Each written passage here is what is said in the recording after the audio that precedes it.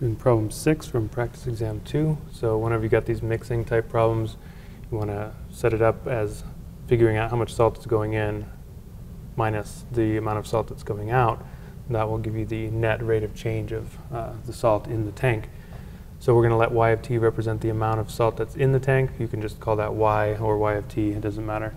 The salt in, we've got, it says in the problem, 0.1 kilograms per liter. Salt or water containing 0.1 kilograms per liter is going in. And we multiply that by 10 liters per minute. That's the rate at which it is going in. And you can see that the units here will cancel nicely. We'll get kilograms per minute, which is good. That's what we want to see with salt in. That's exactly how much salt is going in. Salt out, we don't know at any given time how much salt is there, but we do have this y of t as representing that amount of salt. So the concentration of salt that we're going to have at any given time is that amount, kilograms of salt, divided by the total number of liters in the tank. That's 100 liters. And then the rate at which the salt is going, or the water is going out, the brine really is going out, is the same rate that it's going in. So we get that. We multiply that, we get 0.1 y of t kilograms per minute. The units are the same. Okay, so the differential equation that we set up is the rate of change of the amount of salt, dy dt, is going to be equal to the amount of salt that's going in minus the salt that's coming out. This one, 0.1 times 10, is giving us the 1 here. Salt out, that's what we had right there. Okay, so that's the differential equation that we need to solve. Let's go ahead and do that. I'm just going to go ahead and write this as a y instead. And I'm also going to change this 0.1 to a 1/10. So we're going to get dy dt is equal to 1 minus 1/10 y. I'll just call that y. Okay, so that's the differential equation we need to solve. Let's see, we can divide both sides by that to get the y's on the same side, and then we'll put the dt on the same side as well.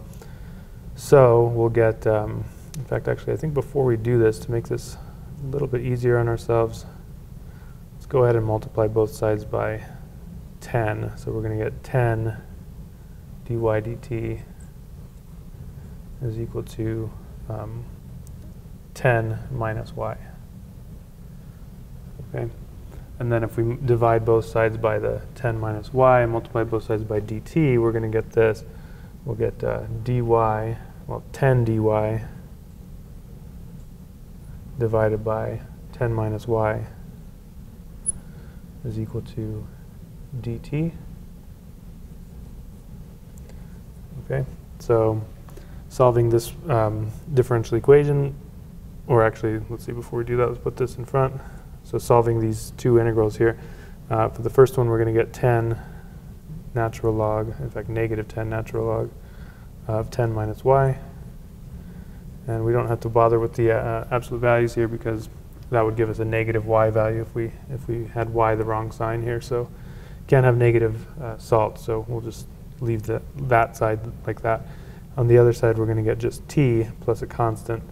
I'm going to call this constant c1 because we're probably going to end up changing it in a minute. Okay, so at this point if we divide both sides by that negative 10 now, we can make a new constant. The goal is to solve this thing for y. So we'll divide both sides by negative 10. Get natural log of 10 minus y is equal to negative 1/10 t and plus c, let's just call this c, and we'll say that c is equal to negative, let's see, 1/10 c1.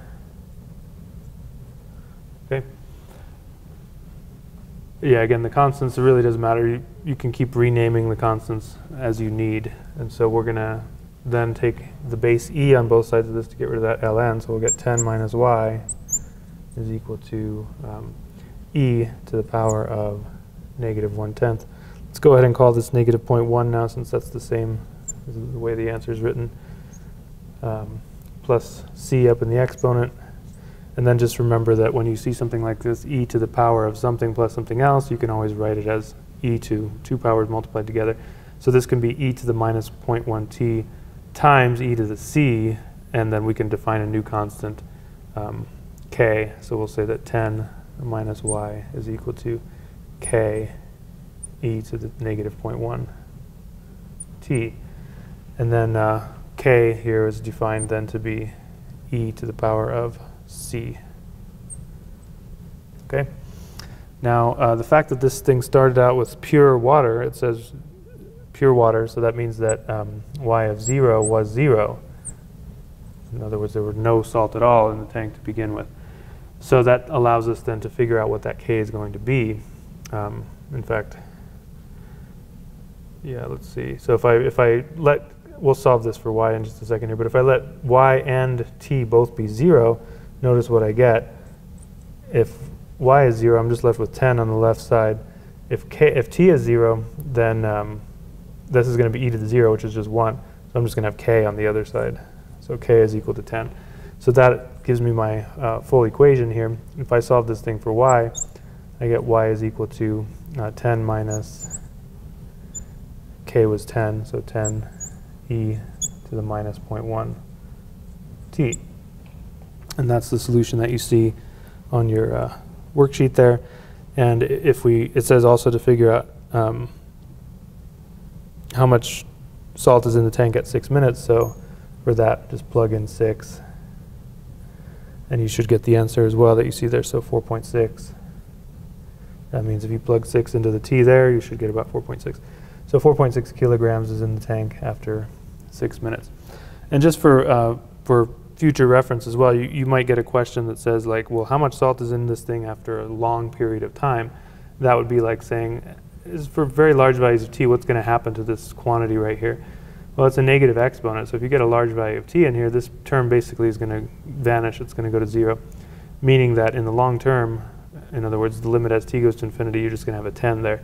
So in the long term, this thing will sort of reach an equilibrium of 10 kilograms of salt in the tank.